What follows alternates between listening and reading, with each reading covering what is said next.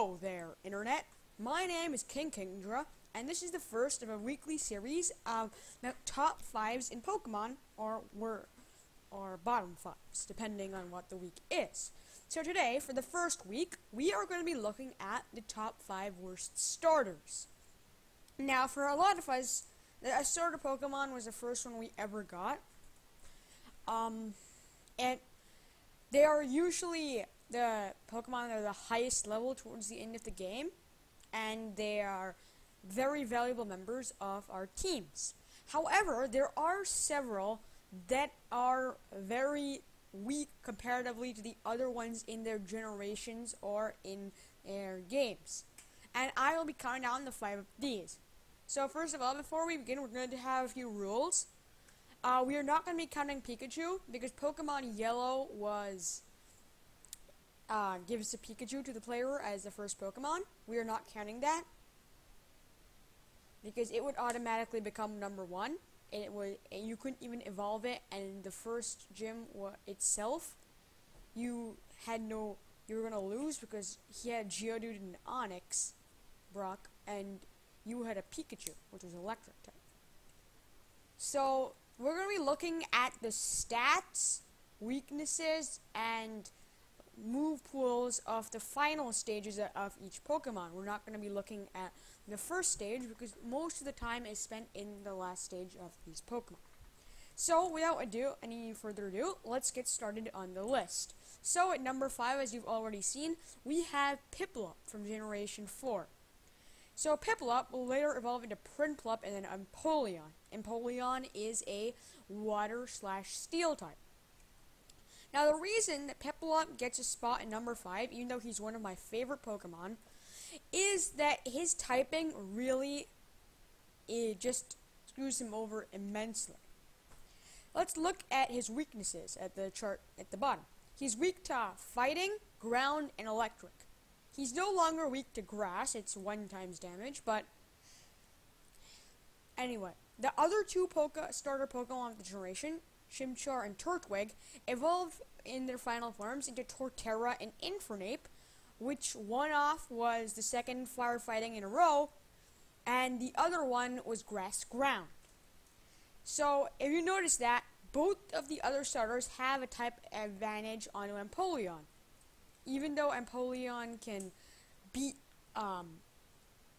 Infernape, Infernape still has the fighting type strength, and 1 close combat with highly put into things will kill the measly 88 defense that Empoleon has as its base stats. So when you lose to both other Pokemon in the starter pool, that isn't a really good thing. Also, in its Generation 6 learning, the only Steel-type move that Empoleon actually learns, and that's going to get stabbed from, is Metal Claw. And Metal Claw has a base power of 50, and Empoleon has an attack of 86, compared to its special attack of 111. That is pretty bad. Empoleon also learns a lot of flying-type moves. Peck and Drill Peck, it actually learns more flying-type moves than actually steel-type moves. And its stats overall are pretty good. 530 is not a very bad total. But as they say, when compared to the rest, it is really, really bad.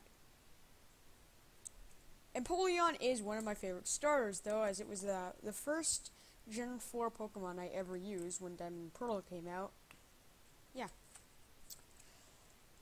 It might seem a bit weird that I'm putting this Pokemon here instead of lower, but that seems to just be my bias, as I genuinely think that the one after this, even though it could have been placed higher, is worse than Piplup. So anyway, let's go on for our number 4, which is Snivy from Generation 5. Later evolved into Servine and then Serperior.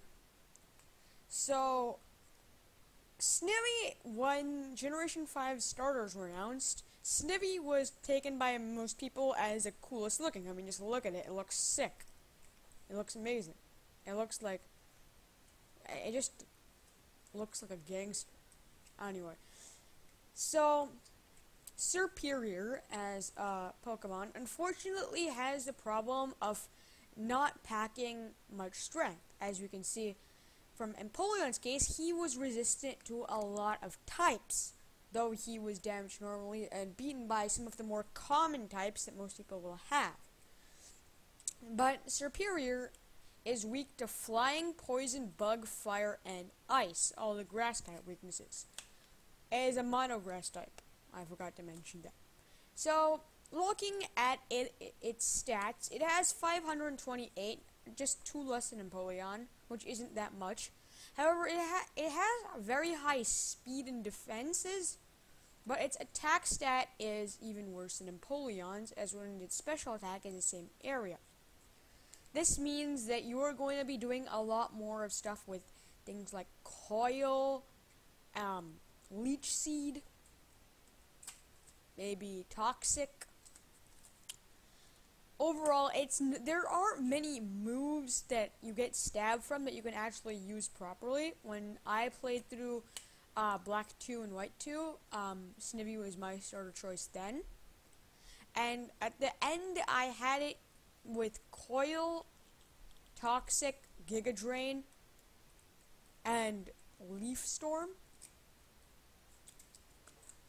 Well, in Generation 6, you can get a Contrary Serperior from Mystery Gifts. I will put a link to that somewhere in the description.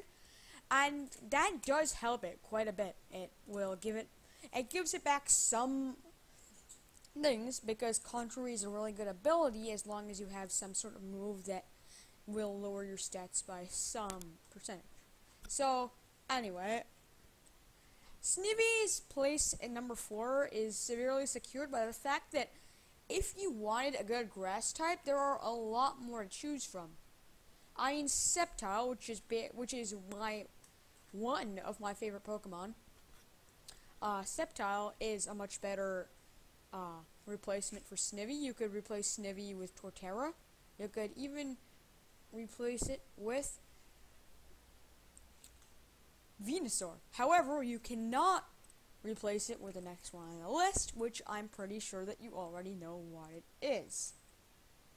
Coming in at number 3, we have Chespin from Generation 6.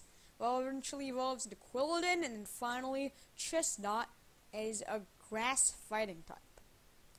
So, Chestnut is really secure on this list, mostly by the fact that the fighting type gives it almost,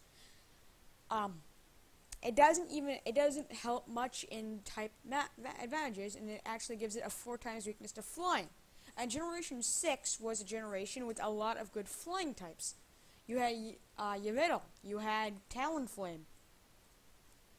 That's just 2. You also had Noivern, which is dragon flying.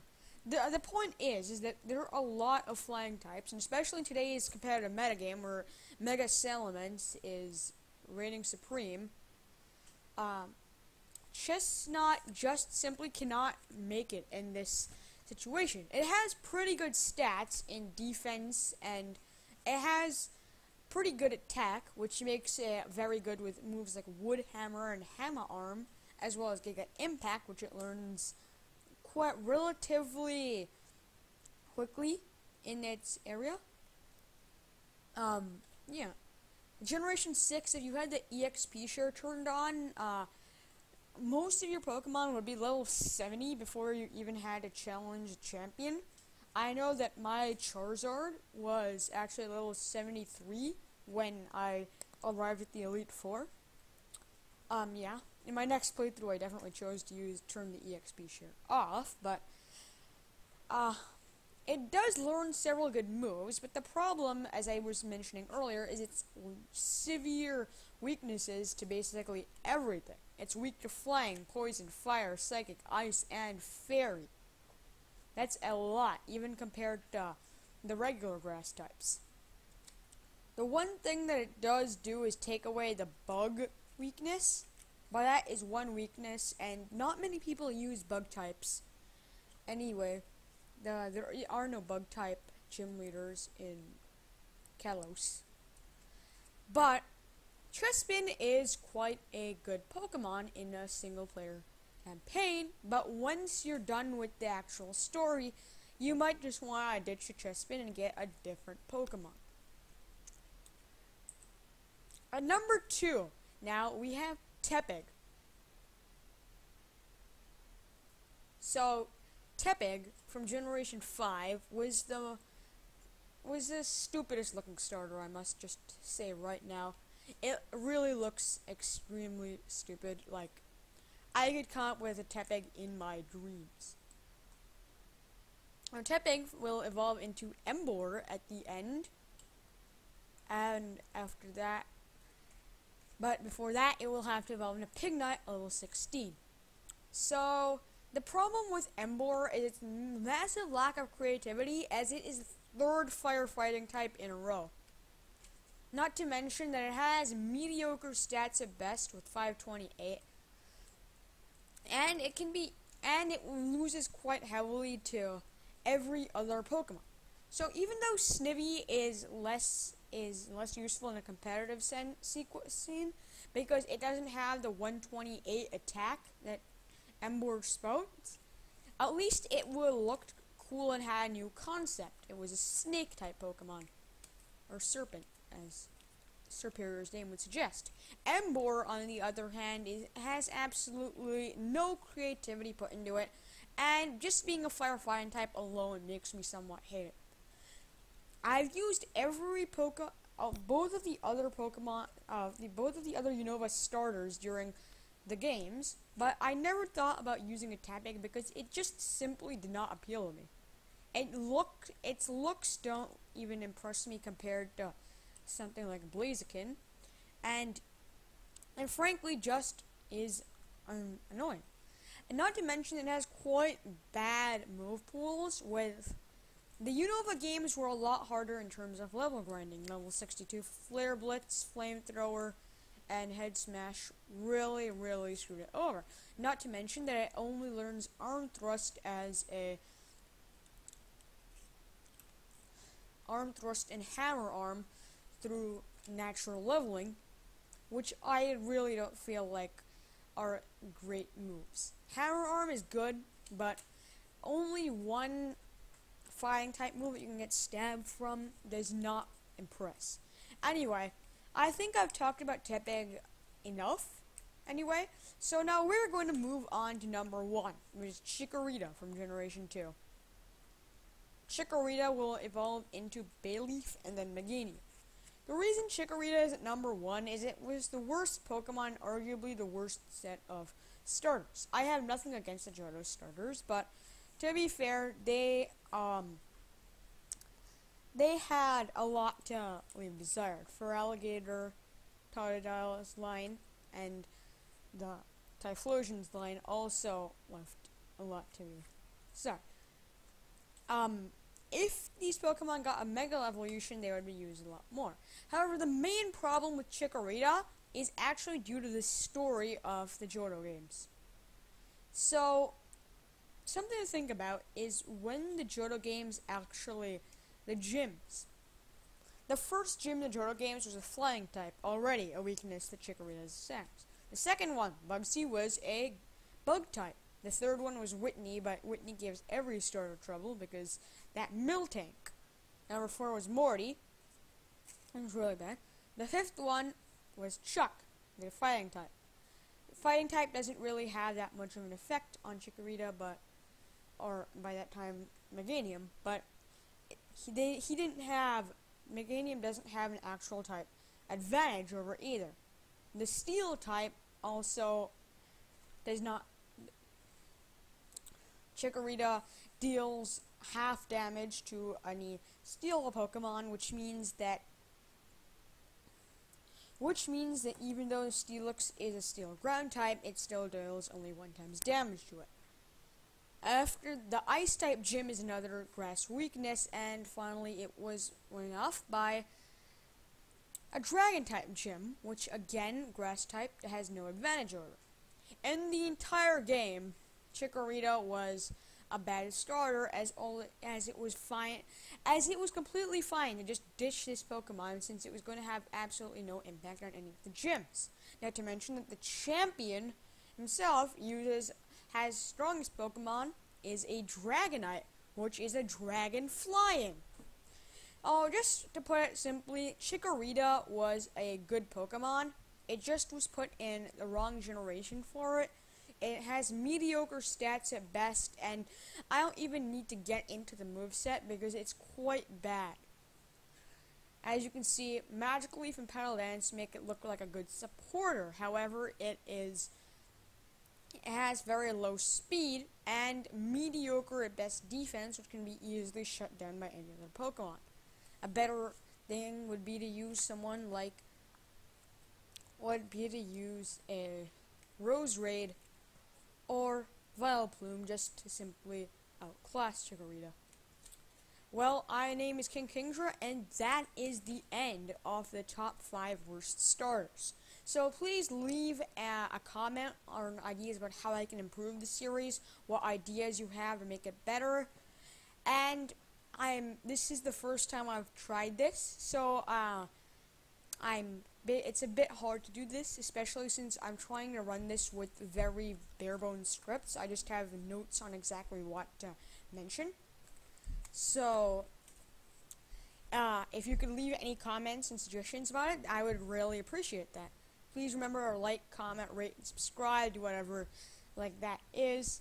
Thank you, and have a good day.